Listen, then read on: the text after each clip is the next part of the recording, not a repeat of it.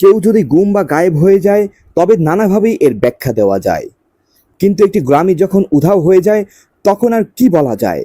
এমন ঘটনা ঘটেছে 1930 সালে উত্তর কানাডায়। প্রায় 2000 মানুষ বসবাসকারী একটি গ্রাম সম্পূর্ণ উধাও হয়ে গেল।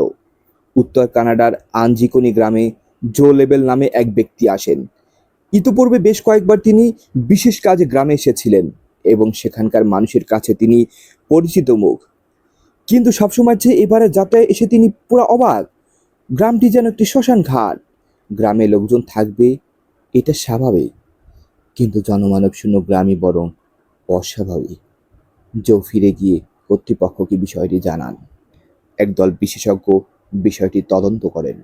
এমন কোনো বাড়ি বা ঘর ছিল না যেখানে অভিযান হয়নি, কিন্তু কোনো মানুষের দেখা মেলেনি, এমনকি পায়ের ছাপও মেলেনি। কয়েকটি কুকুরকে মৃত পাওয়া গেল 12 ফুট গভীর বরফের নিচে। বসবাসকারীরা না খেতে পেয়ে মারা গেছে বলে ধারণা করা হলেও গুদামগুলোতে প্রচুর খাবার দেখা যায়। আর সবচেয়ে অবাক করা বিষয়, গ্রামের কিছু পুরনো কবরের কফিনে সংরক্ষিত মরদেহও গায়েব। বিষয়টিকে আপনারা কিভাবে দেখছেন কমেন্ট করে জানাতে ভুলবেন না। ধন্যবাদ সবাইকে।